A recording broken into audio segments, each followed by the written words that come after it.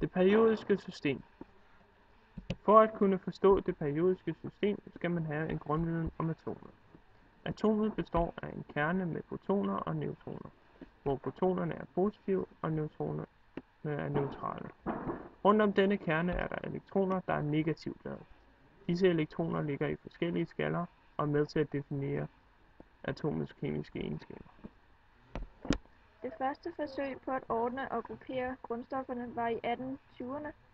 Man forsøgte at finde sammenhængen mellem forskellige grundstoffers atomvægt og deres kemiske egenskaber. Dette blev gjort uden den helt store forståelse af atomernes struktur og opbygning. I 1860'erne blev nye og mere rigtige oplysninger opdaget. Dette gjorde til, at flere forskellige forskere blev interesseret i nye sammenhænge mellem atomvægt og kemiske egenskaber. Der blev i 1866 opstillet en tabel med 62 grundstoffer ud af de 63, der var kendte dengang, ordnet efter den stigende atomvægt. Så i 1869 opfandt to mænd to steder uafhængigt af hinanden tabeller med vandrette perioder og lodrette grupper, som vi også ser det periodiske system nu i dag. Det periodiske system består af grupper, perioder og undergrupper og noget kaldet metaltrappen. Hovedgrupperne er fra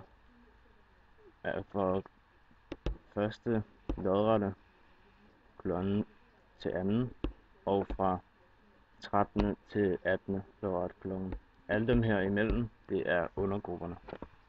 I de lodrette hovedgrupper har alle stofferne samme antal elektroner i deres orbitaler.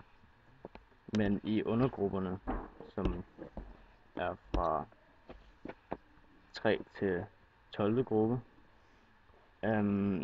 det er her, hvor metallerne findes. Perioder er de vandrette kolonner, som man kan se her, hvor med de her tal 1, 2, 3, 4. De bestemmer, hvor mange elektroner hver enkelt stof har i den yderste skal. Perioder gælder ikke for ioner, da deres elektrontal kan variere i yderste skal. Det her kalder man for metaltrappen, som går ned igennem de her forskellige hovedgrupper. Og som der står, så er den grænse mellem metaller og ikke-metaller, og alt over metaltrappen er gasser og andre stoffer, og alt under metaltrappen er så metaller. Halogener er en serie af grundstoffer, som er i det periodiske systems 17. gruppe, det vil sige den 7. hovedgruppe. Gruppen indeholder stofferne fluor, klor, brom, jod og astat. De er alle giftige, og fluor er meget giftigt. Gruppen har alle 2 elektroner i inderste skal og 7 elektroner i yderste skal, og derfor vil de gerne opfylde oktetreglen ved at hente et elektron mere, så den yderste skal er fuld, da den maks kan indeholde 8 elektroner. Fluor reagerer med næsten alle grundstoffer og danner salte som f.eks. natriumklorid via ionbindinger. Fluor og klor er meget reaktive, så de er meget elektronnegative. De er faktisk blandt de grundstoffer med allerhøjest elektronegativitet.